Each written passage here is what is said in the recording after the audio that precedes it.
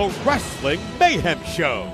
Since 2006, the pioneer in pro wrestling podcasting.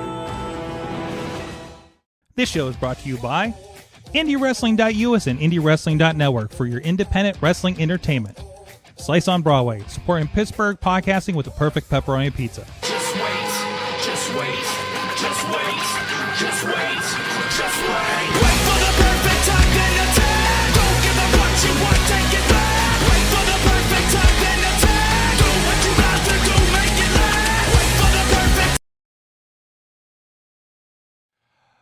It is the Wrestling Mayhem Show, episode 907. Tuesdays, we've been talking about professionalized wrestling. I'm Mike Sorg at Sorgatron on the Twitter, trying to figure out social media with our guest this week. Here in the Sorgatron Media Studios in Pittsburgh, Pennsylvania.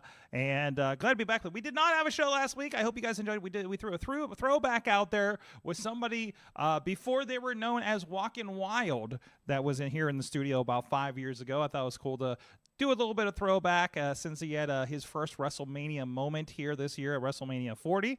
And just, you know, and this was just weeks before I think he reported into NXT at the Performance Center.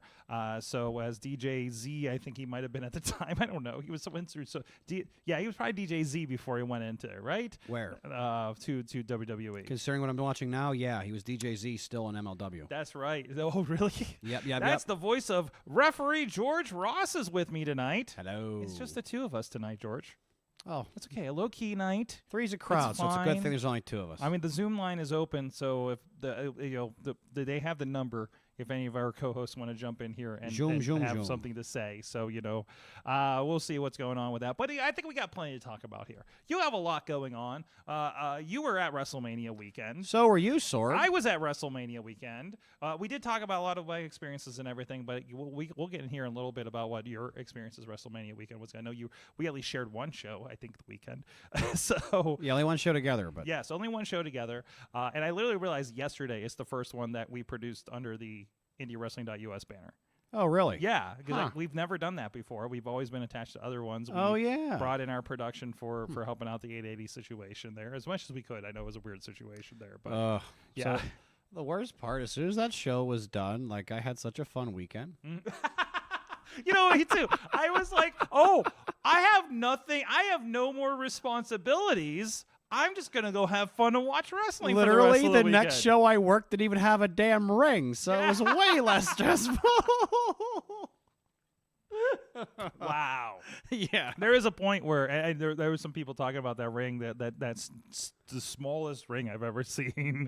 I'm not going to lie. The diamond setup really still had me going. Yeah? Yeah.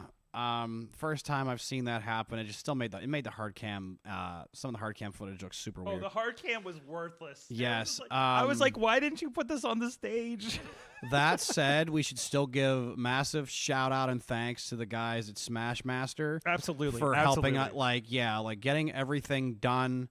The fact that so the little situation, for context sake, for anybody who has not heard, this is why you should never, ever, ever, ever get into wrestling sometimes.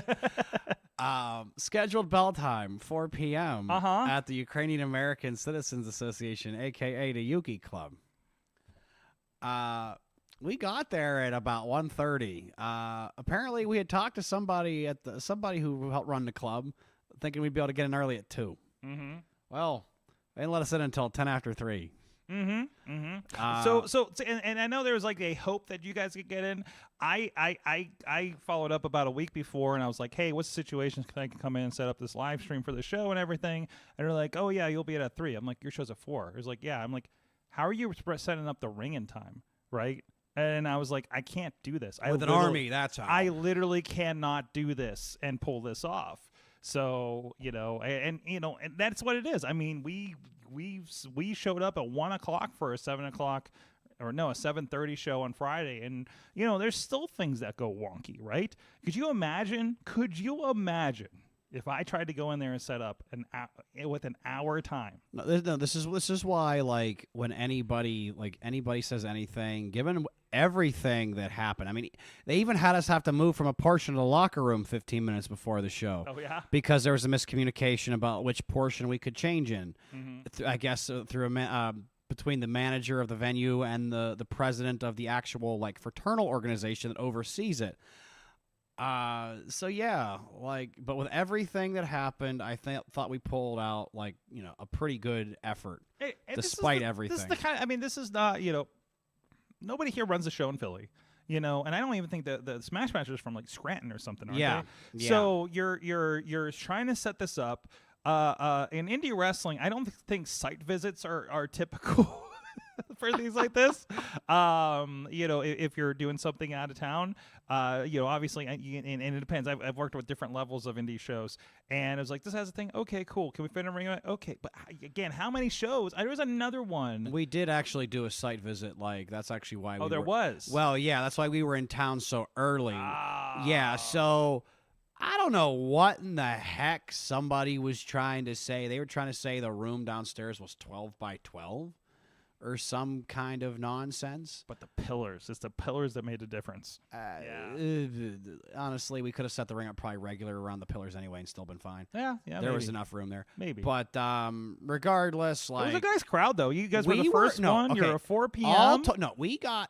You got to be, no, with everything. Somehow we still only managed to go 10 minutes over our time. Wow. Yeah. And like, so we started at 5 after, we started at 4:05. We were done at 10 after 6. Mm-hmm. Like, I don't care. I feel like the fans got a good deal of good deal of good action. You know, we got a little surprise defense of the Uncanny Championship from representing Uncanny Attractions with Billy Dixon and Marco Narciso. Billy Dixon was a big thing on Ashe on Friday too. There's a big pull apart there. I think they've just put some clips up over on the Twitter page. That was we're going indie at the top of the show. We usually don't do this, but it's just kind of naturally happening. Yeah, I got to work with Darius Lockhart's promotion down in Charlotte, Ashe Wrestling. And the end was Darius Carter and Billy Dixon in the one of the wildest pull aparts I've seen in a while. It was crazy. Big Swole's trying to calm things down. It was absolute madness. Really great top crew. It's only their third show. And this is like the kind of talent they've only run 3 shows. It's their third show. You're kidding me. Yeah, that's from all I can tell. How have I known about them so long? Then? Well, they do them every like 2 months or so. But like, still, right? I know. Like, unless there's something I'm not aware of. I've seen the gear around like for longer than that. Because some of our people go down in film. So yeah, but no, like I don't think it wasn't like I know you have one, but I think it might have been from somebody else like on the Indies somewhere. I saw it, but like. Oh, we don't have any gear. Oh, my bad. No. Missy did the last show, the second show, right? But I know some people of around 880 have it. That go down there for that. So, okay. But no, it was a lot of fun. Really, it was a lot of stress because there's a lot of kind of they're early and everybody that's a part of it kind of thing. Mm-hmm. But like for where they're at trying to put together a promotion like this with this body of people. And there's like their announcer is a guy that does like local news sports and stuff. Like he's covering he was covering the March Madness games and all that kind of stuff, right? So like we have a very professional, announcer. Sounds a bit like coming Combat in. One. They use Ben Raven. He does. Oh, yeah, Ben Raven does radio. I think for he does like radio for like the Detroit Lions. That's cool. Yeah, he's one of their commentary guys. The main event was Darius Carter and Sonny Kiss. Oh, that was probably good. That was really good. Yeah. You can sit anywhere. You can sit anywhere on the East Coast. You can sit in New Jersey too. What's that? You can see that in New Jersey too. Yeah, shoot. That was I got to see Promise Braxton. I've seen her in several. I don't think I've seen her. I know she was in town, but I don't think I was at that show to catch up with her. Had Tootie Lynn. Tootie Lynn's another one I hadn't seen. Oh yeah, Tootie. Yeah, Tootie. Isn't she still from St. Louis? I think so. Yeah. Yeah. No, she was. She was on the Warriors show. She was on Power. Okay. Yeah. No. NWA. They run the Chase every year. Mm-hmm. I can't remember which one, but like. She came out for like they did like a women's battle royal or something. She got the biggest Road Warrior pop. I felt so hyped for her, yeah, because like they really put it was probably like night 1 of NWA 74. I want to say 74 or 75, one of the two. But yeah, like I remember, I definitively remember like, obviously didn't watch it live. I watched all this over the past, like, maybe probably the fall. Did my NWA binge, but yeah. As you do. No, Here's a little bit of Tootie's the, awesome. There's a little bit of the Billy Dixon madness that happened at the end of the show. So yeah, it got pretty wild. And I love this is the part where the screens went down too. Somebody tripped over a wire just And as this shit was was a going Cabra Serena, down. yeah? Yeah. So yeah, it was well, it was the event center hall like next to the arena or something, but it was like a nice cavern space. Okay. I love the way they lit this thing. They had a giant stage situation. It was really cool because we got to put the match graphics up on the dual screens, like that kind of like whenever we've done like New Japan and kind of done that kind of style, So yeah, it was really cool. And for us, as many bodies, like I much respect to our camera guys on this one, like covering this. This was madness. I don't know how many times we'll have like some kind of situation like this, and we never see the people through the people holding back. You know what I mean?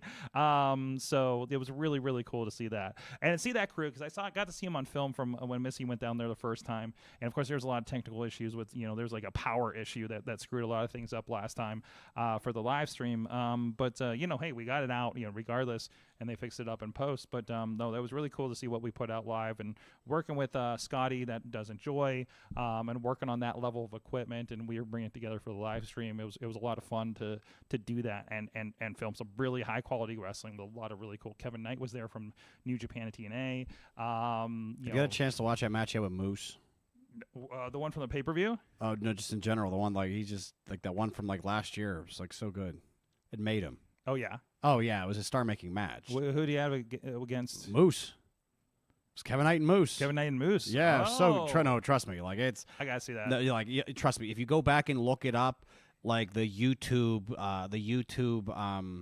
headline will give it away. The title. Mm-hmm. But yeah, like it. Yeah, that was like all right. That match. Like don't get me wrong. I knew Kevin Knight was good, but like watching that one, like he took an ass kicking from Moose, and yeah, no, it was one of those ones where like the beating made him even more. And I love this promotion because it's got like a style to it. Like they're doing this kind of like Afro punk art kind of thing to it too. They had an artist come in. There was all these kind of video clips like playing. Like Black Dynamite or something already. I'm already in on this.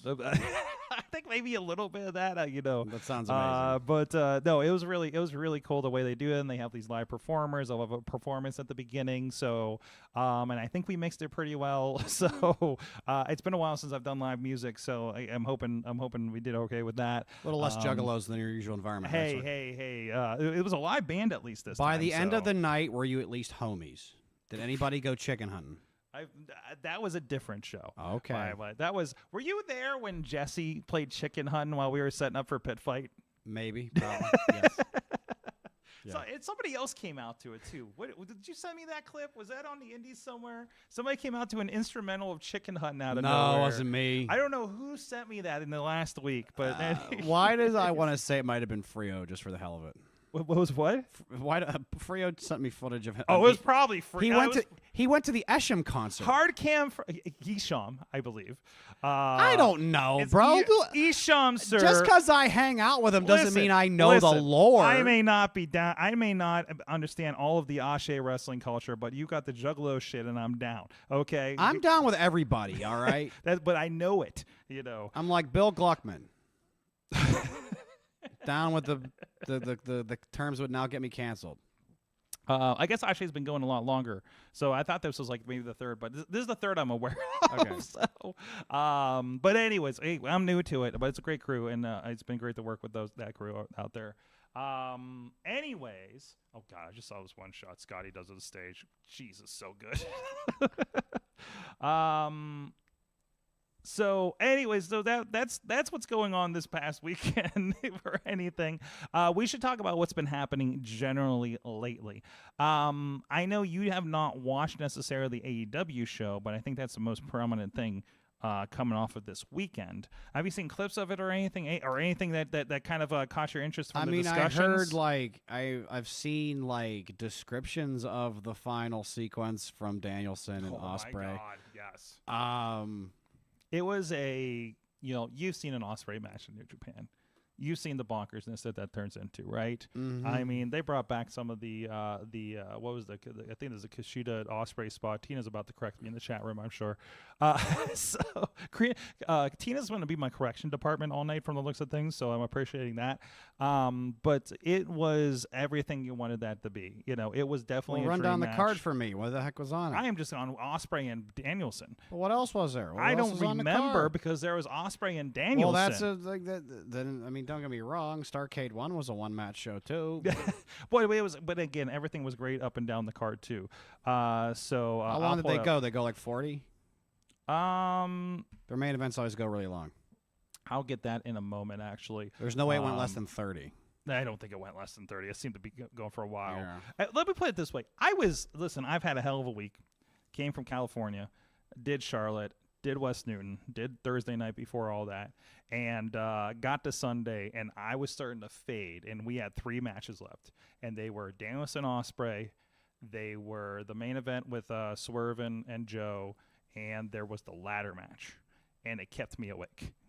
Let me put it that way, because like you start feeling that kind of fade, especially as a Sunday night. You've had a long weekend. Oh, it's usually on the drive home. You probably say you drove from Detroit and done your It's always the last hour and a half. your 3 death matches of the weekend. So I'm just sitting there in the back room here with had a couple people over, and it was like I was like, okay, do I just go take a nap on the couch and watch this later and let everybody else finish watching this, or do I just stick through? And I'm really glad that I did stick through. This is not. Here's what my I was thing. looking for. Was there an angle before it? Before what? That match? Like, did they build to it or did they just do it? Danielson and Osprey? Yeah. There's a big build of Callis was trying to soften up Danielson with the rest of the crew, and Osprey witnessed this and was like, I don't have anything to do with this. So there is a little bit of that going into it. But it was a lot of, and this is where Danielson had the bunkhouse match on Saturday Night Collision 24 hours before and bled everywhere. And he's like, this is where, you probably saw this on social media, where Danielson declared that his heaven is bloody wrestling in front of everybody. Huh. So, there's the result. Sorry about that. Forgot what show this was. But yeah, no, there's a lot of really good things. And then on top of that, Swerve, 34-35 minutes, says Tina. Thank you, research department. Knew it. But Swerve, of course, is the champion. Yeah, I know all that. Really good match with Samoa Joe. Jack Perry came back in a very bloody, crazy ladder match, basically a TLC. How'd the crowd react to him? To Swerve? Jack. Yeah. Excitement, not booing. They're not chanting CM Punk at him, if I recall. I could be mistaken. But yeah, no, it was pretty good response for that. Now, am I wrong? Like, don't get me wrong. I watch zero AEW. Not just because it's not really my cup of tea, but just because there's just so much wrestling. I just have to I can't. I'm one person. I can't watch all. Oh of it. yeah, absolutely. But does it just from what I've read and seen of the Jack Perry thing? Does it seem like a bit of a more modern twist on the loose cannon deal? Sure. And it was the entering with the police, the police, like the riot squad that had me thinking that finally. But I think it's they're building off of the real story, right? Obviously, the Bucks have been doing that with the footage gimmick they did with the Punk footage a couple weeks ago, which they built right into the story of the reason we lost the FTR is we were distracted about this almost took down our biggest show ever, kind of thing, So they rolled that around. FTR responds, and that becomes a thing, and then Jack Perry comes out because he took out Punk's old buddies, So it all played in a story. They're fitting that line. Where people are like, oh, this is too close to real. It's like, no, that's exactly what you're supposed to do in a situation like this. And they're really good at doing that, I think. I'm getting an eye roll. I mean, I can't say anything. I've never watched it, so I can't be like, oh, yeah. Like, the only time I really ever watch is when one of our friends is on, usually. Yeah, absolutely. And that's why I still watch everything. So yeah. I mean, hell, that was usually dark or dark elevation for us. Yeah, now it's Raw and Dynamite. So it's like, well, yeah, I have to watch everything because I want to see what Shane Tanner's up to. I want to see what Lee's up to. I want to see what Lady Frost is up to. I want to see what Joaquin Wilde and Johnny Gargano are up to, right? Like I can't believe how many times I tune in like, oh hey, we saw him 2 weeks ago, or hey, remember when we did this with him? Like it's brought my wife into watching wrestling more, because she is a wrestling fan, but obviously I'm involved a lot. And now that she's done what she's done and independently done shows without me, she now has all these connections and touch points to the people she sees on TV. She would not give two shits if I put on New Japan 5 years ago.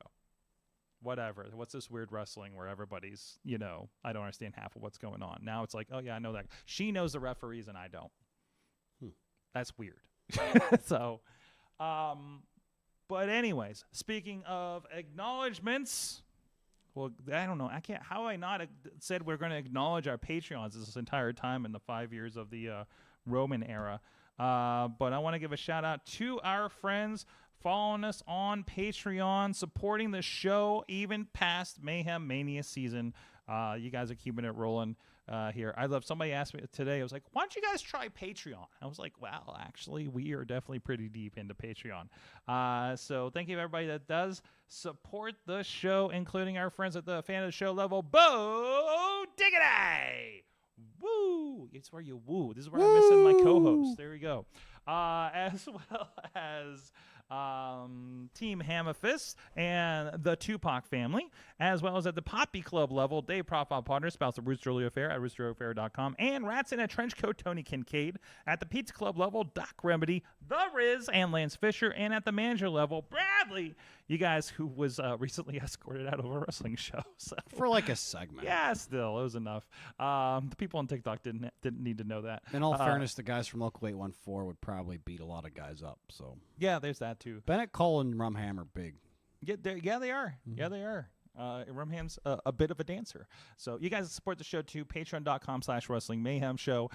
Sometimes we will get into things we will not touch on the show. I might tell you a little. I'm going to tell you about something that pissed me off this weekend on one of the productions. So that bothered me. I have a note here to do that on Patreon. You said, yeah, you're just doing Patreon. Yes. Can't give that away for free now. But I got to tease it. I got to give people a reason to yeah, sign up. Just give us $1 and you'll find out. You're a proper carny. You tease, you don't give it away for free. That's right. I've been around the business long enough to know that. So, but anyways, so I think that's it with AEW without me having somebody else that's watched it here. WWE, obviously, so you're caught up on things going on there. Yeah, as of last night, completely, yes. Yes, same here. I watched the Pittsburgh show since I was out of town, so damn, that so of course, we know people. Of course, Dutters works at the arena, so she was giving me a lot of the behind-the-scenes info of what's going on over there. They actually had a Detroit guy for security in Pittsburgh. Oh, yeah? Yeah, Freedom Ramsey. Nice. Yeah, no, I looked, and I was a little bit surprised. Like, dang, they had Freedom drive. Freedom drove 4 hours to do a security spot. Sure. Yep. Sure. Dude, so there was... I paused it because I'm a loser. I want to see if I recognized anybody. That's what you do. That's what we do. Yeah, we saw. You always look out for. There was a Cristiano Argento sighting. Oh. So he got for this show, the former Mambo Italiano. Yes, coming off of not only working Okada, but getting on SmackDown right after that. Props to Mambo. We all see you. Keep hustling. Mambo is a fucking hustler too. Saw Freedom Ramsey. Hardway Sam Holloway. He's a little hard to see. He's you had to take a look because his back was to the camera, but he's so big that he's actually bigger than Solo Sikoa. So nice. But yeah, there's a lot of local friends or people we know that were got to feature in the security spot. So good looks for everybody there. Good to see. You never know what those are going to turn into when they see their faces long enough, right? And it's been really exciting. I feel like we usually go into a lull post-Mania, especially in recent years. You're watching all the pivots. Obviously we had an injury with Rhea Ripley that led to the Battle Royal. I don't know if I agree with the pivot. Well, you gotta go somewhere with it, and there's a plan, and we'll see what the plan is. Well, you're going to really big shows, so I think that changes a little bit what you're gonna do. Now that I think about it, I kind of take my opinion back. Why is that? considering where they're going to be running over the next few Yeah, months. think about it. Well, I didn't think about it until right now. Think about it. No, but What's your thought? Why is that? Hit me with the reasoning so people know where you're going. Well, if you're doing a European tour, why in the hell wouldn't you put a belt on a European? There you go. There Yeah, you I go. mean, granted, it's not Ireland; it's You got- France. well, but still. yeah. Well, you had an Australian before, Yeah. and you have a Bailey from the West Coast. So yeah, you're going to have those movements, right? And if you had to, like, Rhea's going to be hot everywhere, right? And maybe you would have done a rematch with Becky at Clash at the Castle. Who knows, right? Oh yeah, I forgot that's June 15th, right? Yep, June 15th. And Cardiff. Something else just got announced for June 15th that I wanted to see that I probably won't be in town for. Yeah, Anyways, TNA is going to be running that weekend in Chicago. TNA's too. that weekend. I think Collision's in Youngstown, Ohio that weekend. Yeah. They run Youngstown. I'm pretty sure I'm going to be on the Michigan Speedway that weekend. So, yeah, hey, man, like, WWE used to run Youngstown back in the day all the time. Well, if you're looking for any dates when you're up in Michigan, I'm like, my schedule's picking up. Oh, there a the lot, way so Michigan goes, gotcha. I'm not going to have any time to sleep. That's a shame because Yeah. the schedule's about to pick up with some really good stuff over the next month. So I'm heading up there. Well, I'm heading up there in 2 weekends, and I have to. what weekend's that? The weekend after the Team Big League Pro, whatever we're calling it in Erie. I you should come to Horror Slam that I have Friday, to figure Sorg. out how to live stream an event with Brazilians. You should still come. You should still come to the Horror Slam show that night. Sorg. If I have any time to do that, but it's Triple threat death match: Chuck Stein, Dr. Redacted, and Drake Younger. I'm going to be tied to a live view. I know I'm going to be tied to a live view doing an award ceremony. It's okay. Is that Saturday you're talking It's a Friday. about? Yeah, it was a Friday. Friday night in Livonia. Oh, in Livonia. I'm probably staying south of Brooklyn. That's going to be like an hour drive each way. We'll work it out. We'll work it out. I got Come to probably get a on. comp for you. I got to get sleep. We'll see. Now we're talking. Look at this wheeling and dealing he's doing live on the air. Sorg, See you're this? you'd be dealing with Juggalo royalty and Briar Wellington here. I mean, come on. Nobody got gives- you. You're- Nobody up there You're gives a fuck. paisans. She's You're Juggalo paisans. Juggalo. Why are you presuming juggalos are Italian? What is happening here? It's not. They're not Italian. It's just for it's just the closest term I could come up with. Okay, so shut up. Okay. We're taking you to the gathering, man. Paisans? I don't know. What do you want? We're getting you to the gathering whether you're working there or not. You would have a good time. You'd have a really Do good we have time. the date for the gathering? Yes, yet? we do. It's in like mid-August. So it's like a week or two after SummerSlam. Yes, all my dates, all I my hate you. pinpoints are You based on don't tempt wrestling me, dates. Sorg. Do not tempt me with a good time. I am tempting you with that. I am tempting Zeke is my concert buddy. Yeah, no, this is how we roll now. And don't get me started with Brillo Box. I can't go back until June. Anyways, WWE. There was the women's battle royal last night. Yes. Or should we talk about Pittsburgh first? Should we talk about Pittsburgh or the women's? I mean, honestly, like I was kind of bummed out that we didn't get like Cody in Pittsburgh. No, but he was busy on the European tour, I so know. It's just kind it of is whack. sad. I just know if I would have bought tickets for SmackDown, like, and then found out that the Conquering Hero doesn't make my hometown part of his victory tour, I'd be upset. Yeah. But then again, it was a SmackDown. But like, he had all of Europe. I know. But it was a good one. Kevin Owens wore a Penn's jersey again. Did he? I think he did. I thought I saw a picture of him wearing one. No, I thought he got bloodied up. He got bloodied up, yes. Yeah, he got beat up. So, I don't know. I think somebody sent me a picture of the last one. The one meme I remember seeing from Friday made a little bit more sense now, though. When Tama Tonga is getting more ratings than Will Ospreay and Mercedes Moné, you gotta wonder. You can start me with the ratings again? It's not me. It's just the meme I saw. Okay, I don't know. Okay. Of course, SmackDown has more ratings than everything. Okay, like there is no fathomable realm where AEW is going to beat WWE in ratings just because of the machine and where they're at. SmackDown's on free TV, which just spikes your ratings right off the bat, right? So, anyways. I mean, I don't know why people are so obsessed with ratings, but they are because they still think it's 1998. And everybody thinks they're Dave Meltzer. Exactly. It matters to the TV stations. Well, yeah. Sure. It matters for how much that next TV deal is going to be, but that's already locked in for WWE. AEW should be concerned about it, sure, but by all accounts, those numbers are very good for their expectations. I don't think anybody at TNT is expecting Monday Night Raw's level numbers from AEW. Like AEW, the numbers they're having now can be a success for AEW. Both can be true at the same time. It is WCW though. It is not WCW. It is light years beyond. Do you fucking remember the last couple years of WCW? I mean, yeah, and if it keeps going, We're talking Oklahoma. We're talking about all black Hulk Hogan. We're talking about Vince Russo. We're talking about David Arquette. Tell me your David Arquette movie. Is Tony Khan rolling out in a Pope Mobile? No. In 1999, no, we we're were still having getting lit fucking matches with Will Ospreay. We're getting Swerve. because we didn't get the Chris Benoit, Bret Hart, Owen Hart tribute match in 1999 when it was starting to swirl. Come on. What? Just saying. Okay. Anyways, back to the thing. Women. So we had the women's thing. I think Becky makes sense. I thought Liv was going to get it. I thought it was going to. I don't know what the window is for Rhea being out. So Me either. I have no context on that. I don't read wrestling news anymore. I just watch wrestling, and you know what? I'm so happy. I just hated that she had to give it up like that. It is what it is. Like, you have to figure it has to be for at least a few months if she had to give up the belt. Yeah, absolutely. So I figure at least 2 to 3 months. They can't even play with that at that point. Like Seth was definitely dealing with injuries, and you could tell he stopped just opening up and having matches for a while, right? And that's kind of my only worry about Becky right now because everybody had said, "Oh yeah, she's finally gonna be able to take some time away." I just don't want her to like burn out or like get too banged up. She took a year for the baby. I don't think she's ready to take time off again. I mean, I don't know. I really don't think so. Don't look at me. I don't know. But who knows? You know, they are in their careers and they can do that if they want to. If they need a little bit of breather. So obviously, who's the first boogeyman or first boogie woman? I guess. What? Who's the first boogie woman? Who's like the first like adversary?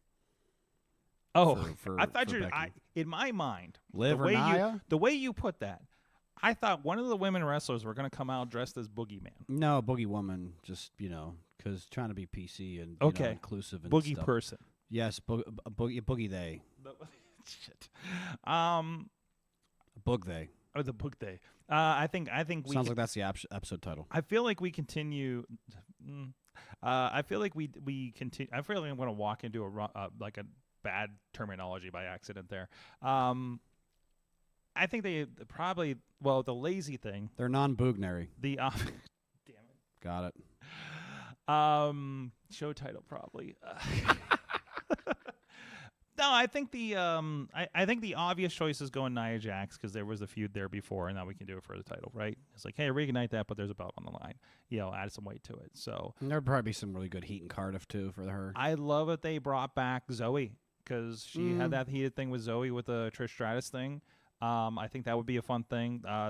Man, in the promo last night, they did drop the crumb that she had beaten Becky too. So that we can follow up on that. That was such a good setup. When we've done this in the past, you would see one or two entrances. They were like, well, one of those is the winner. Well, and this time they let in with a lot of people. It took me back to it made me remember how good her match with Rhea was at Survivor Series. That was a very good match for somebody that's a year into the main that was roster. That was one of like my favorite matches Rhea had of her entire reign. Sure.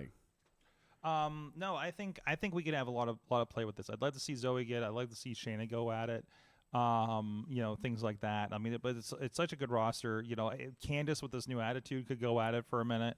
We could try that out maybe. You know who I'd like to see actually? Now I think about it, Chelsea Green. I had a moment where I'm like, maybe Chelsea gets this. Maybe Chelsea gets this. But no. I mean, like, as and like just has Piper as the. As I mean, the what we could heavy. what we could do, what they should do, like Jericho Goldberg '98, but with Chelsea and Becky, and then have Chelsea lose in about 2 minutes flat. Have her run through some tomato cans. It'd be great. Yeah. Tomato cans. No, I think it's a lot of fun with that. Think about it. She could even cut up a bunch of promos about how management's despite her impressive win streak, management's holding her. Yeah, it's all there. I am loving the production. I am loving the walkouts. I am loving the continuous camera It doesn't feel stale. It does. No. It like they're trying. They really are trying and experimenting. They started with an interview with Candace, rolled to a pull apart with Nia and I don't even remember who. To Becky taking the mic and doing a walkout and giving a pep talk to Maxine. And every time they walk through the gorilla and through the curtain, I get chills. I get the wrestle feels, right? I love the and then they continued all the way through the entrance until they went to commercial break. Yeah, but no, like even the way the ending from 2 Mondays ago was framed, the way it was shot. Which one was this? Gable. Okay. Just like I never saw it coming, and I thought it was perfect.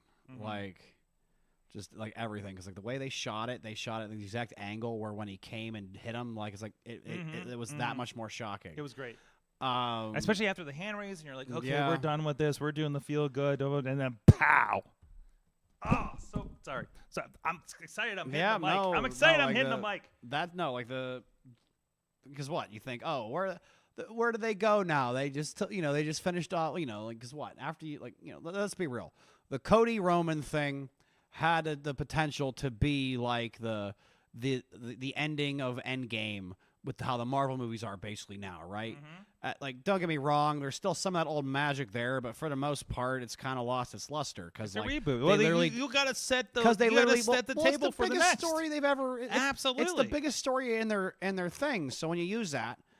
This is just like not just like, but this is like when we would go through this period on the show where we're like, oh god, NXT is in so much trouble because everybody important got called up and are doing all this great stuff on the main roster, and you're like, NXT's so screwed. Like, nope, it fills in and it works. Same things happen in New Japan. Man, all the good talent left.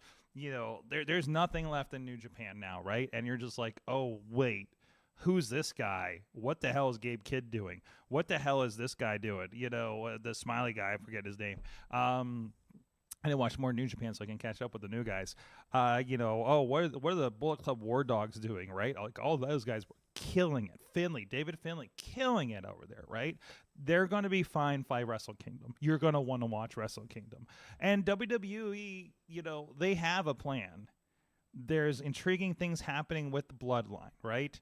We have Tama Tonga and the wrinkle with Paul Heyman's the best part of it. Oh my God, the back and forth that like Paul Heyman is the last vestige of the old regime sanity, trying to pull it together in the absence of the leadership. It's the fall of the Western Roman Empire. It is. It really is. Roman Empire. Yeah, literally. Fall of the Roman Empire. Yeah, it's the fall of the Western half. And we could very well, I believe, by SummerSlam, have face Bloodline versus heel Bloodline. I mean, Roman comes back. He's a face now. Oh, like that's it. Completely. It's done. Because he's been usurped, and he's coming back for his, and he's fighting from behind now after his big loss on the biggest stage, and it's got to be The Rock is heading all this, right? So like I'm gonna date myself here, but like last night this thought came through my head. Solo is in a very unique position right now. Given the fact that I was a bigger WCW mark than anything, all I see right now with where Solo is like Scott Steiner right before the finger poke of doom when he takes over leading NWO Hollywood. Right? Okay. So like, that could go one of two ways. Like how it ended up pretty good for him because but like he did have that little bit where like he was still like he was like the leader, but he wasn't like Sure. That's kind of where I feel like Solo's in like the same spot right now. He's the one left. Yeah, and like but like I think like he's I think he's gonna get it. Especially we get Fatu with Tom Tonga. Yeah, the rumors of Jacob Fatu, the other Anderson brother, getting on there. Yes, the third Anderson. The third Anderson brother of the Samoan branch of the Anderson and I clan. can't wait for the Anderson brothers, Sean and Marty, to get on there as part of the Bloodline story. It's gonna be great. It's gonna be great. 880 lore for you guys. Yes. Anyways. He is saying there's interesting analogy with the Greek mythology story of Icarus to what's going on with the Bloodline. It's on TikTok. So, Zeke knew that I said his name earlier. They popped in right now, so on the chat room. What's up, everybody out there? We are looking at all the chat rooms we possibly can. If you're out there, please drop any comments about what we're talking about here. Again, great stuff there. And trying to think if there's anything else from Raw generally, but I think we're pretty good with it. There was one other big trend last night. What's though. that? A lot of like reshuffling and breakups last night. Mm-hmm.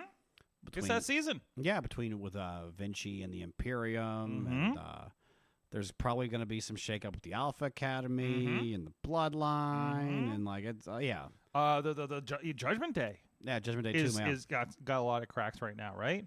So what's the deal with Liv talking to Dom? That's the kind of crap that they like, or like the intermingling with Legado del Fantasma too. Yes, like, this is the kind of crap. Breadcrumbs. This is the kind of crap that annoys me about like how New Japan and AEW book their factions.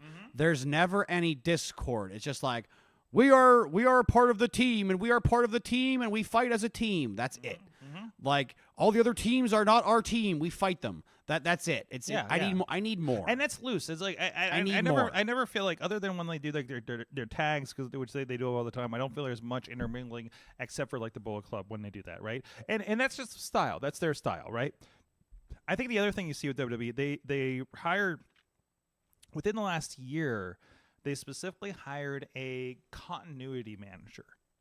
Okay, so why was that not a thing already? Who I know, right? Who I believe, because it was one person that was the continuity, and the continuity is whatever he said was the continuity. Again, a WWE up until a year. Now I know what I need my job at 880 Wrestling to be. Oh my God! If indie wrestling had a continuity manager, brother, especially when you're doing a weekly concept like brother, we're doing, brother, can we? Hey, we're gonna have a meeting next week, and yes, we're gonna bring this up. George Ross for continuity manager 2024. Let's get that on shirts. Yes, It'll go viral as hell, Bubby. The Just position watch. will be great, but you know the pay scale. So, pay scale. The pay scale. Don't hate me, Finger MV. quotes. Love you, Bubby. We love you, MV. More than you'll love your opponent on Friday. Well, no, has he announced it yet? There will not be an announced opponent. No, there's never an announced He's opponent. gonna be there. He wants to fight somebody. I feel like he's just gonna fight somebody in the streets sometimes. Anyways, we'll talk about that in a moment. Yes. It's time on NXT to whoop that trick. NXT. I gotta catch it. I have not watched any post WrestleMania NXT. Traveling has not helped. So I'm messaging my friend at AEW and saying I need to watch all your shows for this week still. So leading up to the pay-per-view. Anyways. So, on that note, I think that puts a pin in that. Hey, let's shout out again. A lot of great stuff happening. A lot of great stuff has happened in the last couple of weeks. My God, we've had a VCW show. We've had the 2PW. LDE show. The Lebanon Dawn. I'm going to say it's the experience. closest thing you'll ever get to a local version of NWO sold out, brother. It was. It really was. So that's of course up there on IndieWrestling.network. And on the YouTube membership for IndieWrestling.us, all those shows. This past weekend's RWA Spring Fling, which featured Sandman came back once again. But my God, a contract signing turned into a title change. What the hell are they doing over there? And I got caught in the middle of a literal mob war. You did. You really did. They finally whacked me. They did whack you. That was the Wise Guys and the Gambinos, I believe we're talking about. Yes. I was ringside. I can't remember anything from ringside, guys. That's how tired I was. So they asked me if I wanted to direct. I'm like, nah, I'm probably better on camera. We also have our ongoing trademark dispute over the naming rights of Super Hentai. Have you seen this? And by the way, can we talk about Riz? Oh, this is IndieWrestling.us. Go follow up on all that stuff. Can we talk about the Riz? And the let me see. The Riz, not actual Riz. The Riz. Yes. You know, I have this problem where every time I try to pull up Riz on social media, I have almost tagged Nyla Rose and post for the show so many times because her name is like Riz, like is Riz, or using the Riz verb or whatever. So that's been an entire thing. But it's not on here. But we definitely posted it before. Hold on a second. Let me see if I can pull this up. I don't think I put it on Facebook or YouTube. That's a shame. That's a damn shame. But the fact that like you saw, everybody that was in the back told me afterwards about how when Preston Everest came out and got yelled at Wheels on Sound, yelled at Hank for not announcing him as Super Hentai because he got the Super Hentai name, and to watch the title delete one by one and fill out was tremendous. Riz is your graphics guy, okay, for these shows. It was absolutely tremendous. So such a great staff. That's why I'm not even worried about them working back there, because I'm like, this is their show. RWA is Chachi's show and the crews that works at Carlin's and Riz and Ashley. I know she wasn't there for this. She had an hour gig. So it was fun to fill in at ringside again. It was fun to be in danger again.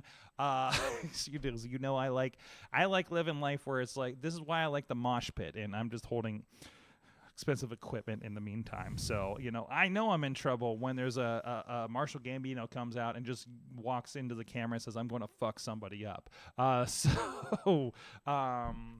Gianni, Michael, and Rico getting destroyed with a chair. My God, that kid's getting broke into the business. Oh yeah, but I mean, he got one over on Shadow Man. Yes. So, we got a lot going on. So, I want to talk about two things with you. Obviously, I want to talk a little bit about you. You're kind of reinvigorating your social media. Has been really interesting. I've been noticing the tags. And you've been asking me some technical questions. So, I want to talk a little bit about that. But also, what's the latest with you? What is the latest of the? Have you had any deathmatch travels? And WrestleMania weekend, I think we can talk about that experience as well. Probably one. Where have you been the last 3 weeks? Honestly, like April was pretty eventful. Yeah. Like, well, not totally. Last weekend was kind of slow. But yeah, no, WrestleMania weekend was pretty eventful. We got to do a show in one of the coolest venues ever, Photo Club, just with the dance floor. I'm sure you've seen the aesthetic. I've seen a little bit of that. I think we contributed a camera to that, if I'm not mistaken. Yes, we did. The dance floor was phenomenal. We did. I still need to watch that.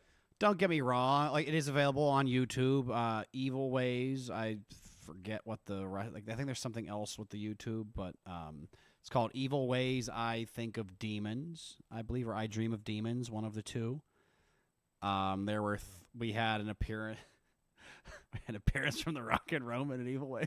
What? You didn't hear about that? No. What the hell? Oh yeah, it was like Rock and Roman if you got them on Wish. Yeah, there's Beastman about to jump on the dance floor. Oh, Beastman taking on Felix Cause. Look at all that. This was in the opener. Felix Cause was hunting Beastman for weeks and chased him all the way to Philly. This is great. The uplighting on this dance floor is tremendous. Yes, and we also Who is that? That is Roman, Cowpoke Roman. Cowpoke Roman. Yes. And then we had the Rock Zeke Mercer as well. The Rocks. Oh, I saw the picture of this. This is from the second match. Mickey Knuckles. Yes, the walking episode of Cops herself, Mickey Knuckles, was announced against the Smash hit. Was advertised previously in a singles against the Smash hit Joel Bateman.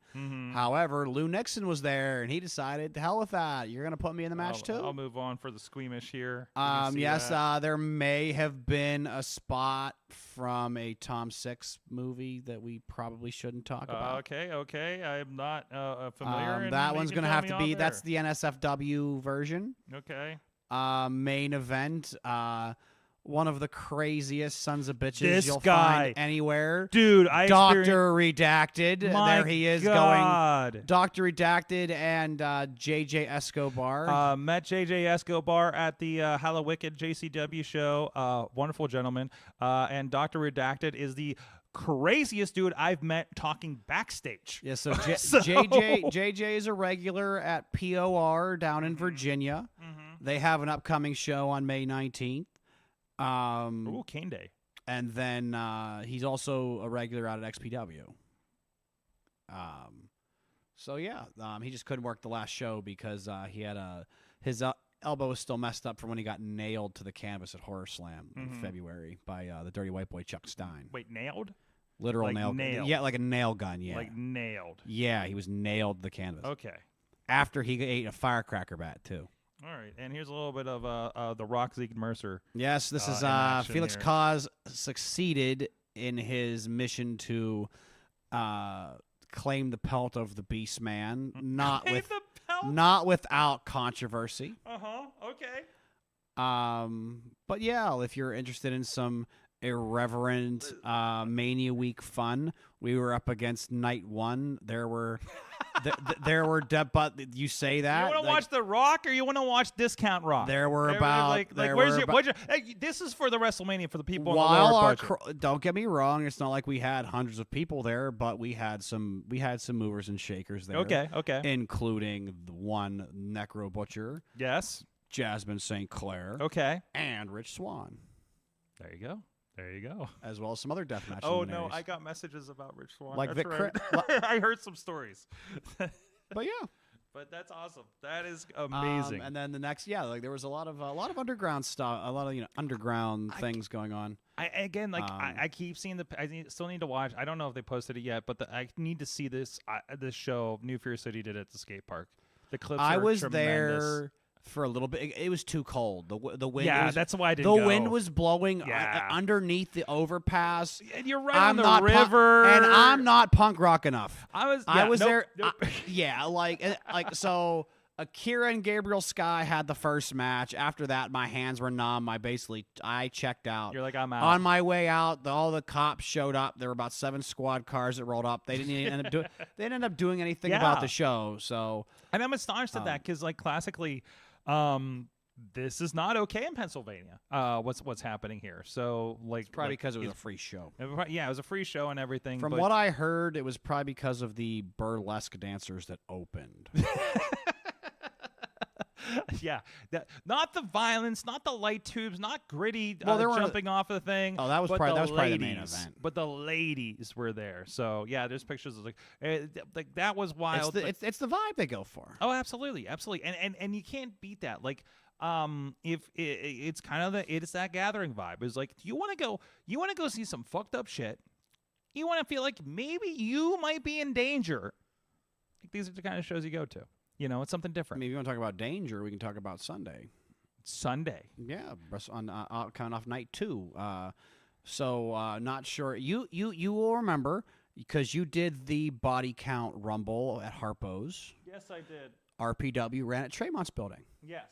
Yes. For the show was called Miasma. Okay. My My asthma. Miasma. My asthma. Yeah, This is all one word. A veritable all-star lineup for that sphere as well. Don't get me wrong. Ricky Shane Page ended up getting hurt at Revolver the night before, so he had to tap out of his tag match. Mm-hmm. But we still had 440 Blue against Midwest Scum for the tag belts with Vincent Nothing and Alice Crowley. Okay. I mean, Joel Bateman and Donnie Darko had a razor board. There's a guy named Donnie Darko, like straight up Donnie Darko. It's Danny Darko, I think. Darko, okay. Danny Darko, yeah. They did a razor board match that was brutal. Remington Roar and Vic Craig. The Schwests, Schwartzy and Randy West against Low Life Louie and Dr. Redacted. I was privileged enough to do the Typhoon of Tubes match with Matt Tremont and Judge Joe Dredd, as well as the Tokyo Towers and Light Tube Bundles match with John Wayne Murdoch and Yusaku Ito, the Crazy Octopus. It's a lot of cage match for you guys to look up, ladies and gentlemen. That one was especially sponsored by Kings Road Wrestling, so that's why I was after that one. Okay. But yeah, main event ended up being a 4-way with MM3, Lou Nixon, who else? And I'm blanking. There was 4. They ended up crowning a new Rust Belt Deathmatch champion because Tommy Vendetta was unable to defend the belt because he was hurt. He got hurt from ICW, I believe. Okay. But Lou won the belt, took it back to England. Nice. Have you seen that new God, I wouldn't say Blackcraft. The New Fear City Deathmatch Championship. No. It looks nice. They unveiled it at the kickoff party, and that was pretty. It's a good looking belt, and it's one of the better looking belts I've seen in all of wrestling. To be quite honest, like very nice. Looks like kind of a pirate belt, but it's their vibe. I do appreciate our no ring belt. Yeah, Yes. the one that's like that has like I think it's got There's barbed wire on it. doesn't have barbed wire and tacks and stuff in Yeah. it. Like it's a weapon. credit to Jace Car Race Car. He has it. He made it. He made it. Yeah. Oh, okay. Okay. Mhm. I do also appreciate the bare knuckle VCW one that has Oh yeah, the actual brass knuckles. the brass knuckles on it. Mhm. So, those are also pretty good. So, anyways, It's definitely a throwback title of the 90s and 2000s for sure. we got wrestling this weekend. What's happening on? I guess mostly Friday, right? Oh yeah, don't get me wrong. We'll have our usual, probably a little more of a souped-up episode this week for Thursday Night Fights. Yep. Just because we will probably have some extra talent coming in, but the main attention will be for Friday because it is Fridays on 5th returns to New Kensington. Fourth Friday of every month we do food vendors and all that fun stuff. But we are presenting our big return show from Philly. This is our big, our first big one of the year, Family Ties 2, the annual extravaganza in honor of the Italian strongman, Gianni Michael Enrico. We'll have Reese Hayes defending against A-Game, Joseph Alexander. Alexander ended up... He had a pretty good match with MV Young last Thursday. That was a student versus teacher scenario. And he ended up kicking MV below the belt, and we ended up having to throw the match out.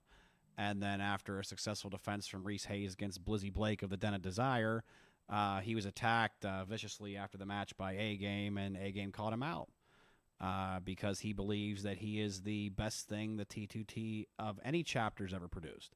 So we're probably we'll get a little bit of New York versus Pittsburgh action for the heavyweight title. We're gonna have the fourth line defending the belts against, I believe, against the Nefarious Dangerous Knights crew. Some combination of the three, whether it be, Frank DeVille, David Lawless, or Gianni Enrico himself. We'll find out.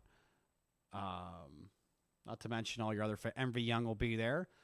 Obviously, not just because he owns the building. I heard he's a little cranky after getting kicked below the belt by one of his favorite students, so I think he's going to be in the extra angry mood, so he'll probably want to punch somebody in the face. And knowing him, he'll probably set somebody down in a chair. At least be nice about setting him in a chair first before he does it. I was trying to think of what else we might have. Brohemoth and Zeke Mercer are probably going to be taking on each other again. Yep. But yeah, and all this is and if you're in the area, New Kensington starts this month. There, Fridays on 5th. Yes. Every fourth Friday, which these shows are usually linked to. So there's literally starting like less than a block away are street food. 8 p.m. Yes, vendors. 8 p.m. bell time. 8 p.m. bell time, but to get there by I think they open up like maybe 6 o'clock or 7 for the street vendors, food trucks, and all that kind of stuff.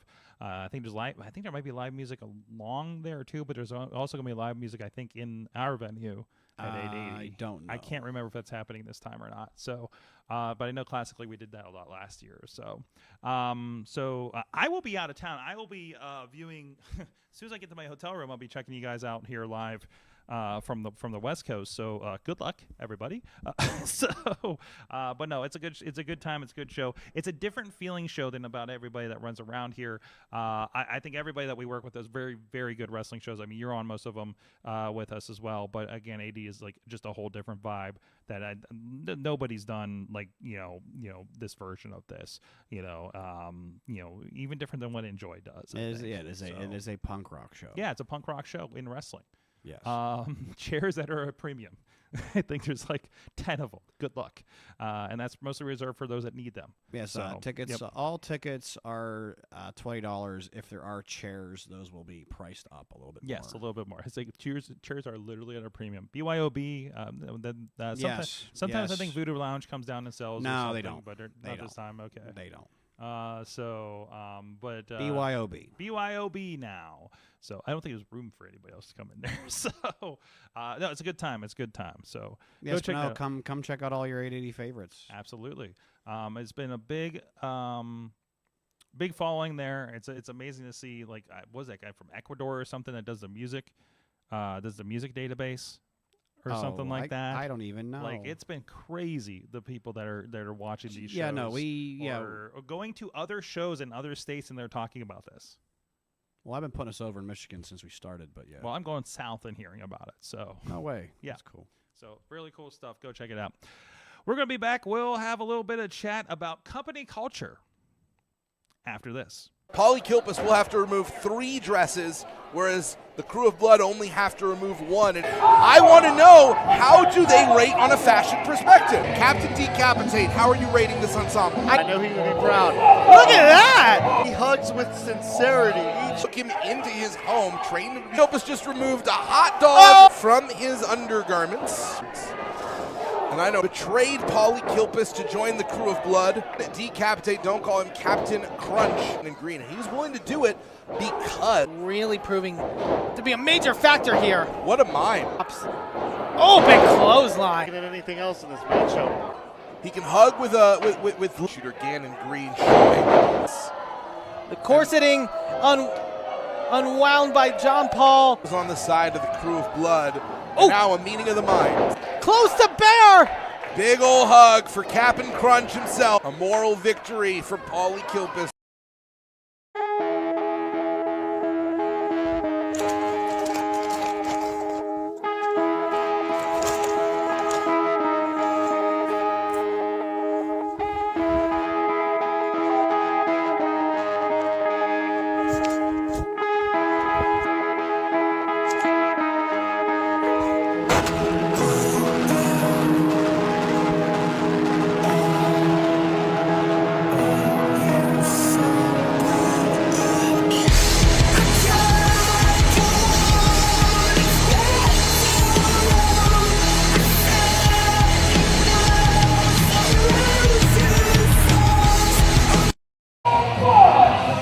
Deplorables. Coming from not just one monster, some of the biggest and the baddest we've seen. Different dynamic to this Monsters Ball match. The velvet voice of Marcus Scott. God, all 6'9", just got swing and a miss. Oh! We're in the midst of the fans. Oh! Look out! Look out! Oh no! Roper coming charging! Oh! Let's be clear, in Death Drop. What the hell? Hey, gonna fly! He's electric! Boogie, woogie, woogie! No CFR able to get out. Biggins! Defense leaving his opponent catatonic. Lowrider can be the final girl. Competitors taking it in this way. Comes Oprah indeed. Oh, big. No way! No way! A victim Big spear to Jimmy Shane. for the second time, flying high. Thunderbird shook the heavens today.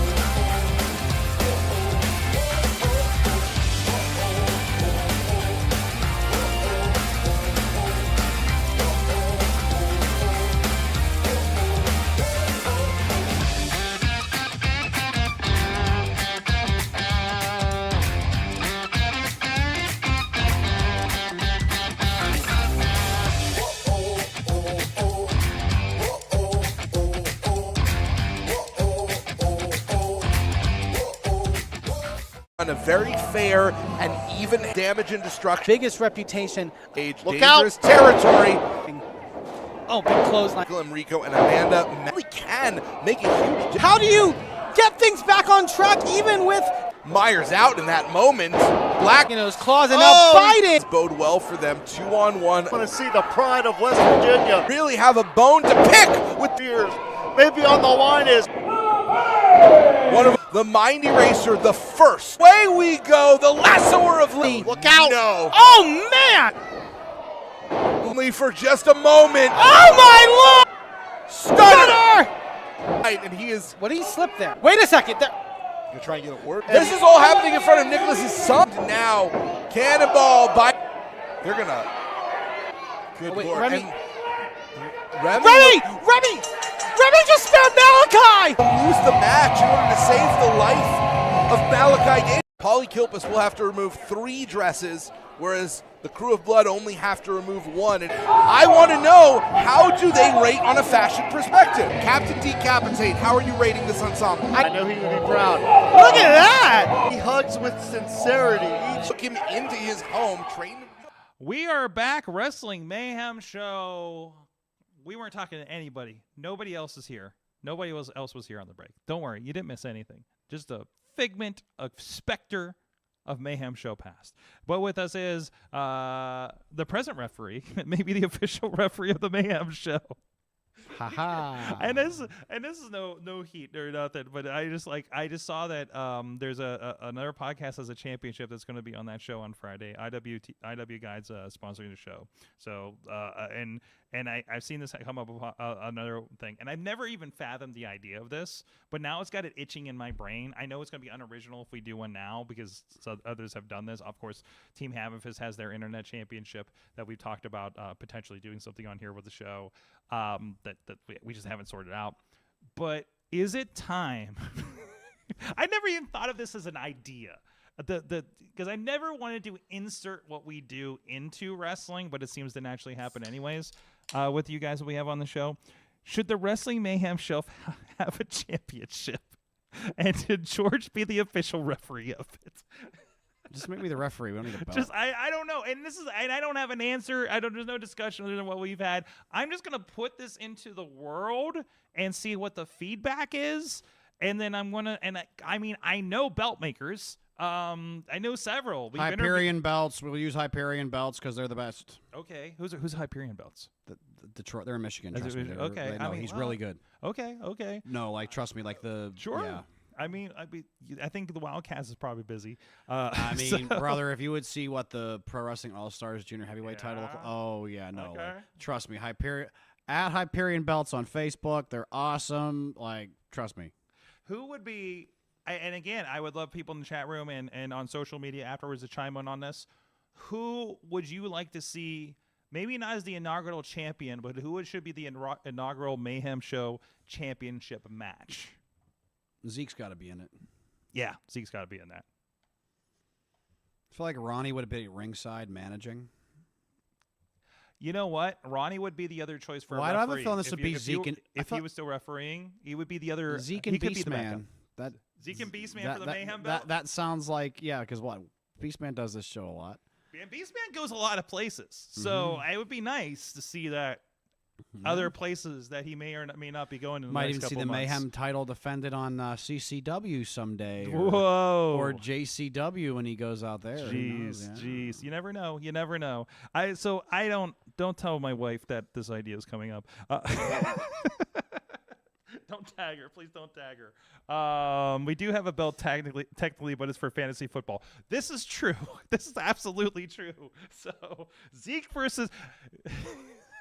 What was it? Zeke versus Katie Arquette versus Dombrowski.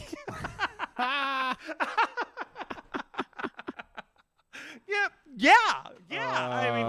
Joe's got to be a part of it in some fashion, of course. He's on the intro to the show now. So, doing his best think on there. So, that's just a self-referential thing. Also, I hope you guys. By the way, I just noticed I have a sticker. I hope you voted today, whatever municipality or nation you may be in. Well, actually, no. This may be just a Pennsylvania thing. So it's just regional. Remind me that's in the thing. Something I Learned this week. Okay, we'll get to that. Yeah, because we'll get to that. In Pennsylvania, we had. Is this a primary special election day? I don't know what this is. It was the primary day. Is it a primary? The president was on there too. Yeah, I vote via mail and everything. I brought a crumpled up mail thing to surrender because I thought I was going to be out of town. So. I vote no. The fact that it took some crazy virus coming out of Wuhan to finally make us realize that we could do what the Europeans do and just vote by mail is so stupid. I think Washington's got it the right. Don't they just send it out to everybody? That's the dream. Well, right yeah, there. voting's compulsory. Yeah. So it'd be nice, but whatever. That's another show entirely. Was it company culture? Something that I strive for positivity here in Sorgatron Media Psychic Media Services. He brings me on this show. Well, I mean, this isn't an employee thing. You're a guest. This is a different thing. You're not working with anybody. Notice nobody else showed up. So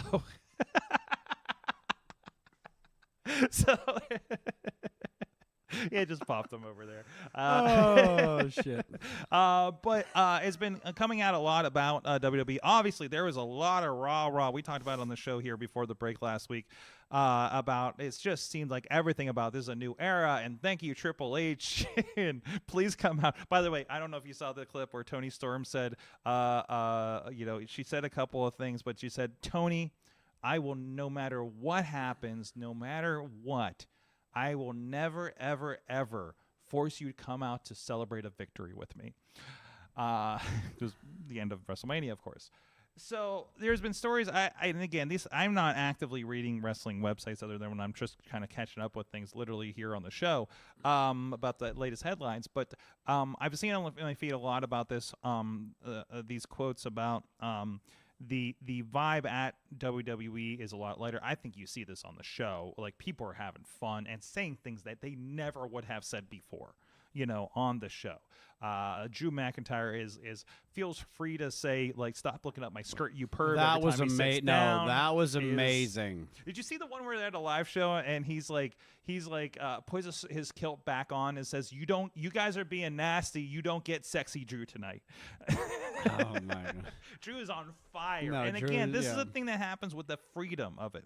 This is the thing that I appreciate about an AEW is you don't have writers. You have bookers, but not writers. Well, okay. You have agents. I would like to, so like we're talking about, you can just tell the difference in booking between how they both handled quote unquote real life issues as of late. Yeah. The big one, like we've talked about it enough. The big one being the Jack Perry Punk footage, right? They did I feel like AEW did that with like knowing that it was only going to appeal to like a very set portion of the audience. And that's whereas and that's where the Bucks specialize in, is that kind of whereas we can go to last night, I feel like we get like a much more general like shooty type of issue, like being Sheamus's weight, right? Even though I don't give a crap. That first, he did not have to respond to that. He really didn't. It wasn't even that. It's just like it was clearly a doctored photo. Yeah. The first one, because like last night, like you could still see his abs peeking out. Absolutely. Dude's like he's right in better there. shape than I am. He's better shape than any of us. He's right there. Like, yeah. That's the thing. But like, he's not as good as he used to look. But he had a hell of an injury. No, like I thought that was pretty poignant how they brought that up and kind of worked it in. Just because like it's like it's acknowledging it, but like it's like a different way. Like it's like I feel like WWE is like taking something with it, and they're gonna like just take a story that like was given to them by like like the universe, and they're gonna run with it. Whereas like AEW is clearly they clearly forced that issue with the footage. Like I feel like. To me, I just feel like WWE's better at like taking the ball and running with it at this point. I think it was reactive to, because AEW received a lot of like jabs during the press week for Mania. They very clearly did. But again, that's. You're going to root for your team. You're going to tell them why you're the best place to work. It's the Super Bowl. Yeah, it's a Super Bowl. It's what you do. And not everybody can be Marshawn Lynch and only be happy to be there. But the NFL isn't putting down other actually, they work with everything. So, but, also the NFL doesn't have someplace else anybody would rather be. That's the pinnacle. You mean to tell me that not everybody wants to go to the UFL right now? What? Yeah, exactly. Yeah, sorry to tell you. And absolutely, like WWE is the they're like, oh, if you're not here, you're not good enough to be here.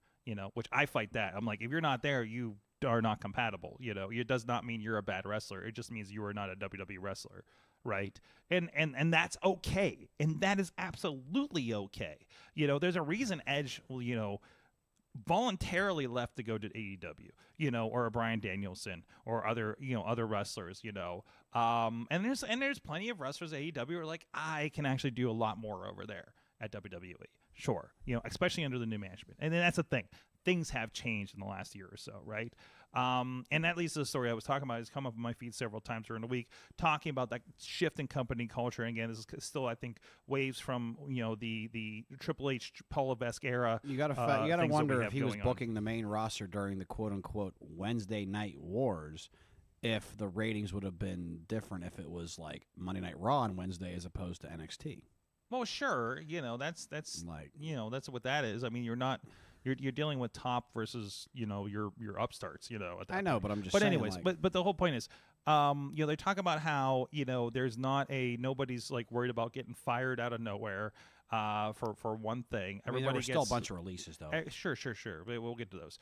But that's your releases. That's your thought over things or whatever. You have to do that. You got to trim the dead weight at some point that people aren't working with the current system, whatever that is. But it's not as probably not as mysterious as it used to be, because people are getting let go, and then Triple H is literally putting a phone call and bringing them back. That shows me a disconnect between creative and what's happening on the business side, and hopefully they're a little better with that now. And again, I haven't really digested the list, seen the full list or anything. I know Jinder Mahal, of course. Jinder Mahal, I think, is somebody who's going to do tremendous on his own for a bit and come back like Drew. But anyways, so there's that kind of thing, and how there's the freedom of things, and there's actually like performance reviews, of what the people can improve on beyond anything else. And I think that's what makes sense, and the allowed to experiment, and it's okay if things mess up, Geez, I've heard this conversation around independent promotions in the area. Oh, hey, this is not a part where we'll yell at you if you messed up. Because there's people in local promotions that are like, will scream their heads off if you mess something up in a match or something like that, from what I understand third hand. I feel attacked. You feel attacked? You feel attacked? Why do you feel attacked, George? No reason. I don't know. Why? What are you mad about? I don't know. Oh, you mad at a show? I don't know what this is about. Stop it. I've never seen you upset at a show. You stop it. You've never seen me upset at a show. No, yes. Hopefully I'm not mad at you unless you've done something truly stupid. Which is usually pretty good, because I'm usually good about keeping my butt out of your way. Yeah. So, listen, there is... a ref's butt will inevitably always get in my way, even the most professional of referees. But mine isn't magnetic way. Like the others are. I'm like, why is this New Japan ref in my way? Like this kind of thing. Was it the tall one? I don't remember. It was like a year ago, and there were a lot of other problems happening. But anyways, so just catching up. Oh, there's a ball game heat going on with the Seahawks in the chat room apparently right now. Anyways, but again, and I think that that company culture thing, I think, shines through. It's one of the refreshing things when AEW started to now, and now we're seeing at WWE. So now you add that looseness to the machine that WWE is, because that's one thing AEW will never ever be able to beat. They're going to need another 10 years to figure it out, how to be that media live event pushing building machine that WWE is. Nobody does it better on that side, or production, anything like that. But that doesn't mean AEW's worse. They're just greener. They are their own NXT as far as their events go. So nothing? Yeah. No? Another thing about company culture here. I mean, company culture. I got a story. Did you think you're going to hear the letters FTC on this show? But apparently this was coming down, and everybody's saying, what does this mean for wrestling? The FTC, Lena Khan, Lena? Is it Lena? Yeah, Lena Khan, the chair of the FTC, who's a name that comes up in a lot of the tech podcasts that I listen to, that are not this show. But that's apparently, for intellectual property. I feel like I'm folks. doing the Awesome Cast right now. Oh, she was on the Daily Show a little bit. She was on the Daily Show. Yeah, she gave a really good interview. Taking tasks, Apple and Google and all of them, for what they've been doing. U.S. The most constructive FTC I feel like we've had in 30 years. Maybe 40. U.S. bans non-compete agreements for nearly all jobs. I don't know what the kneeling is, but yeah. So that is, I believe that is a ruling. I think that is in effect, barring the inevitable lawsuits from companies that are not happy with that, which could include TKO. But yeah. So as we know, the wrestlers at WWE, AEW, most professional wrestling groups are under contract, but as contractors. Therefore, a lot of things like, healthcare benefits, other things that we enjoy. Not we. I'm independent, which means I'm screwed. Yes. But what does that mean for that? I think the 90-day. Oh, hey, some people just got let go. Let's see how this is affected with their usual 90-day no compete period. So I think what they said, like what'll probably happen. And none of us are experts in this, by Yeah, the way. I mean, yeah, but what'll probably happen if I had to guess, they'll probably honor all the they'll probably honor a lot of the ones that were like still happening, but they're probably not going to be enforceable anymore. Like it'll probably be some kind of grandfathering in bullshit. Maybe.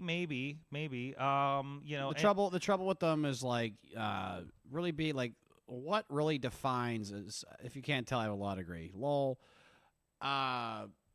Just the biggest issue with it's just defining their geographic scope is always like a big issue, especially now, considering that you can work remotely damn near anywhere with a lot of jobs. And kind of, and God, I feel like we're turning to our podcast here. Some of the quotes here is we heard employees who, because of non-competes, were stuck in abusive workplaces. One person noted that an employer merged with an organization whose religious principles conflicted with their own. Non-compete kept the worker locked into the place and was unable to freely switch to a job that didn't conflict with their religious practices. Okay, that's a major thing. But point of the basic reality of they're robbing people. If you have a non-compete, you're if you have a specialized, I'm a media producer that makes that. Well, I literally had a non-compete for doing safety videos for a period. And who's going to hire me that isn't doing safety videos, right? Like that's my skill set that I was doing for 7 years. So it was very, very difficult for me to find another job. The 2-month notice was also difficult. That I had in my contract. It's 14 years. I can talk about this. Fuck them. But Well, non-compete doesn't mean NDA. Oh, I had no fucking NDA that I'm aware of. It locks you in. If it's a very specialized thing that you're like used to, especially something that you make a good bit of money from, how do you slide out of that, and not even like an abusive relationship like this or the religious practice thing, just generally like, how do I get out of this company, and go to another one that's perfectly fit for you, right? It handcuffs you. I would have run into the same, I could run into the same thing. I run title for a living, and don't get me wrong, like there's not that many title companies. Like that can pay you what you need to be able to And the biggest thing is, and Tina points this out, it's going to fuck a lot of tech companies, which I think has been what's been under the gun for the FTC. And I think the whole reason that this became an issue is what they've been doing, because I believe a lot of those companies have been sued. So what does this do for WWE, AEW, and the like? I don't entirely know. But I think we'll see. I think we'll know. I think within 3 months we'll start seeing what that means. Right? Well, in 2 months we'll know what it means. Yeah, probably in 2 months. Hey, probably next week. I mean, most of the 30-day NXT non-competes wouldn't even really matter. I think somebody who's on a list from Friday has been talking to their lawyer today. Most likely, to see if they can show up on another show next week. Bet you it's not Jerry McDevitt either. It's Vince's lawyer. Ah. Yeah. Is he still active? I mean, they interviewed him for the downfall of Vince McMahon or whatever. Oh, did they? He's that one, right? Yeah. He was on Wrestling with Shadows? Probably, yeah. I think, yeah? Yeah. Okay, all right. Because I remember them talking about how impressive of a guy he was in general. But yeah, so that's one of the big moves. Could be something, could be nothing. We'll see what happens with that. So, well, hey, want to give a shout out. Could be something, a lot. Could be some pizza in our tummies. Our friends at Slice on Broadway, New York City style. Yinzer made Beachview, Carnegie, East End, North Hills, down there, South Side works. If you're going to enjoy wrestling's Taco Mania here on May 5th, hey, there's one. If you're getting tired of tacos, they're right on the corner over there. 2 1-hour blocks of wrestling. That's right. Go check it out. I'll be there drinking beers and sitting ringside and seeing if that lady's going to chop the shit out of David Lawless again. God, she was a Wild fan. She wanted to do a lot more than chop somebody. Oh, boy. Oh, boy. Chip, there was a lot to handle. Yes. Yeah. So go check that out. Our good friend Slice on Broadway supporting this show and others on this network for well over a decade. SliceOnBroadway.com if you're in the greater Pittsburgh area. It's time to find out, what did we learn from wrestling this week? George, you said you had something earlier. I forgot what And it he was already. forgot what he was going to say. You do yours. I don't have one. I'm still thinking of mine. What did I learn? Oh. Chat room, hit us up. Save us from ourselves. What did I learn? I learned that you know what I'm appreciating? This happened in 2 places. Ashe has a little bit interview era to the left of their stage that we had set up. I think there's some videos over on their Twitter account. And I love RWA is doing that kind of the stage interview thing. I'm loving the flow of this. And it could be bad. It could be terrible if you're not doing it right. But there were so many movements that happened there. And obviously some of those we're trying to still, smooth over with the TV production that we're doing along with it. But there were so many bricks that were laid. So if you're not familiar, when we go live with RWA, part of the free live preview pre-show kind of thing is our friend Jim LaMotta comes out on stage, interviews a few people on the stage. I think between on stage and in the ring with one of the commentators, and that led to literally one of the big pivot points of later in the night. Again, great stuff there, great storytelling, a lot of fun stuff being added to the show through that. I'm literally thinking into my head about how we need to put those interviews on the screens at Ashe, which I'll probably bring up at the meeting tomorrow, which is just going to be more difficulty for me. But anyways, but no, I think that's a really cool thing.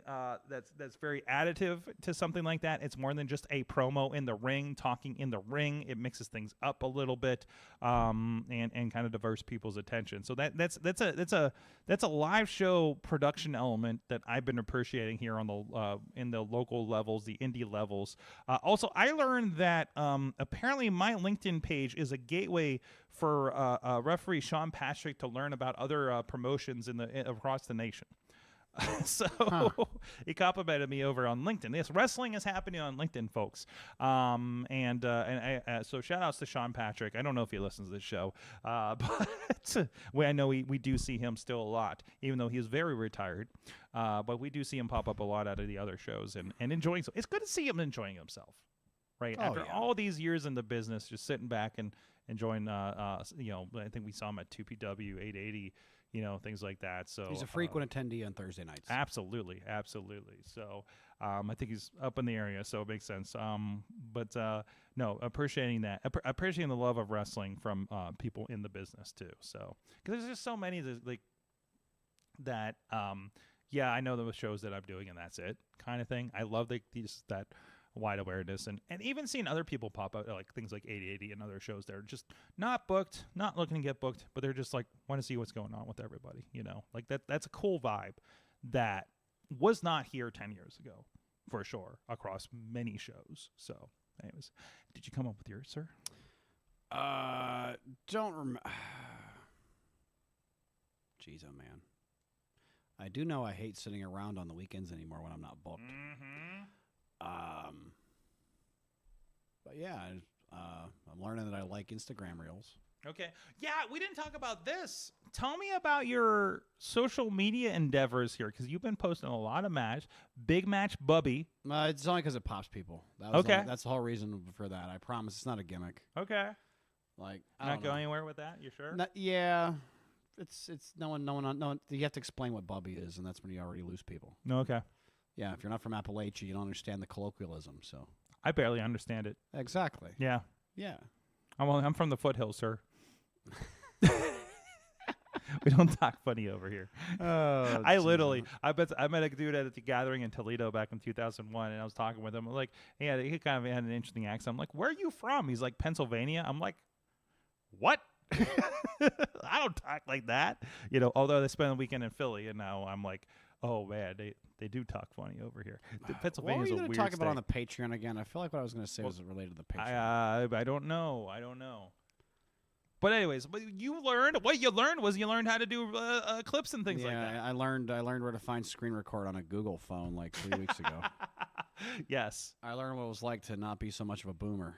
Yes. I mean, that's the biggest thing. The biggest thing to help any wrestler, promoter, anything to do gifts, clips, anything to promote your shit. If you don't if know, you're being provided fine video of what you're doing. At this point, oh yeah, okay, fine. That's what I learned. There you go. I learned that Knew I was if you're, gonna get I that. learned that if you're a wrestler and you have access to screen record, you don't ever put your own stuff out there. You're just kind of lazy.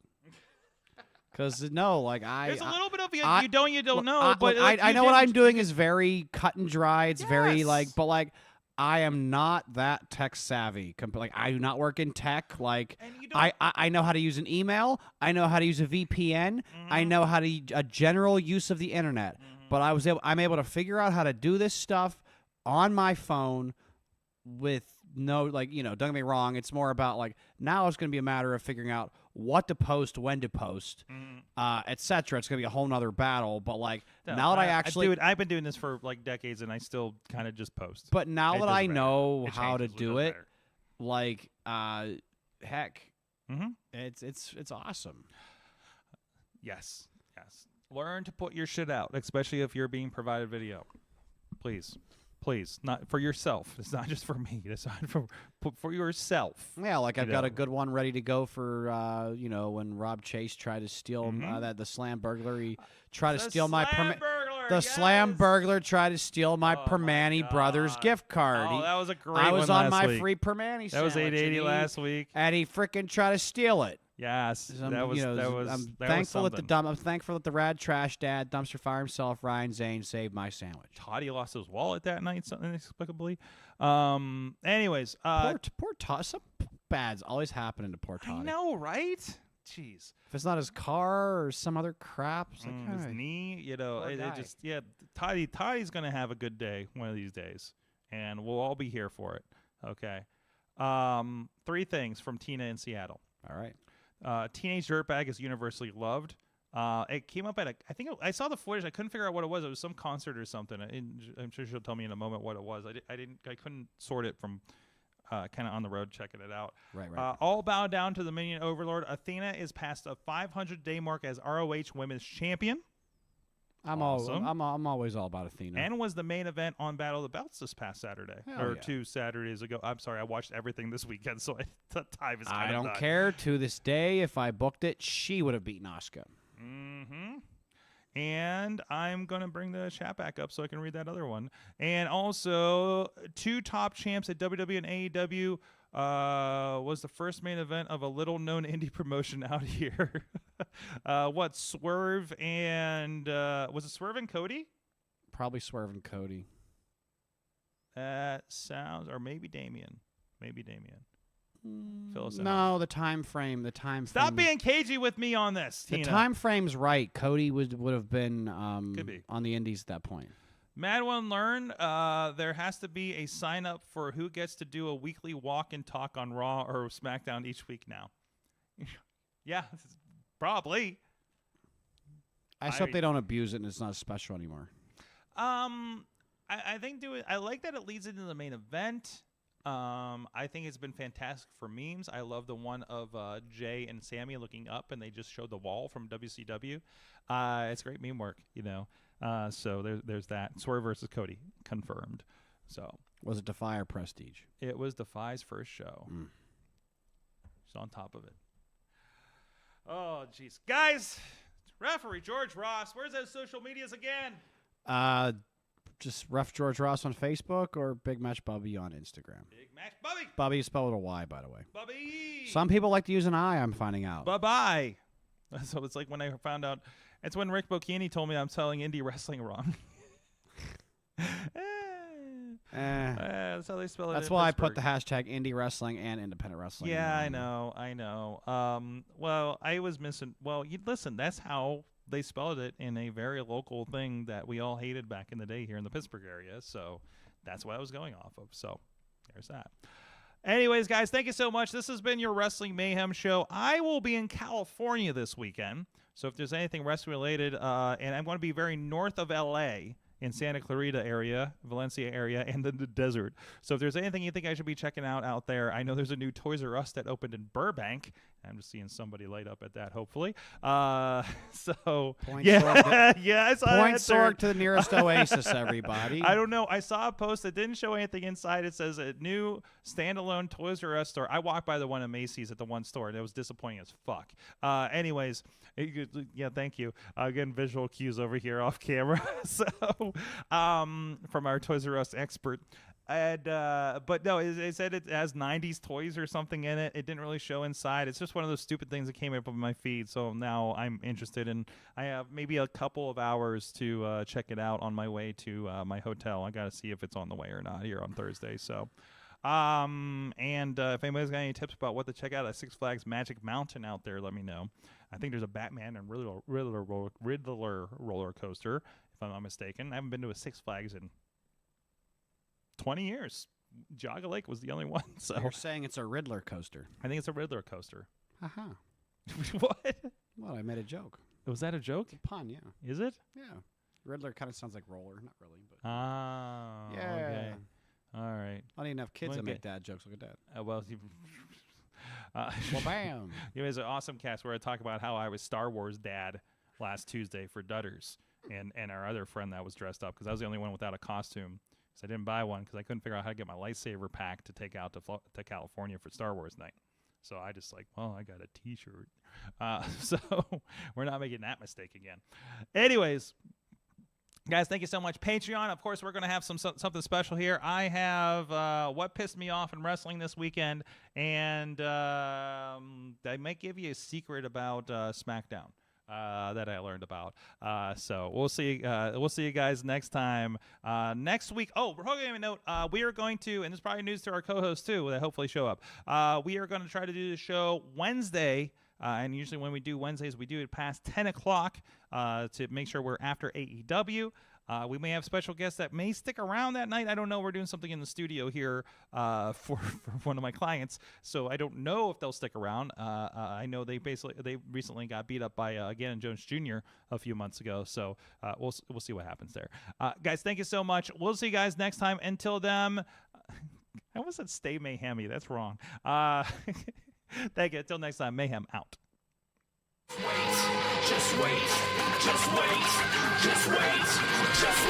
Wait for the perfect time, then attack. Don't give up what you want, take it back. Wait for the perfect time, then attack. This show is a member of the Sorgatron Media Podcast Network.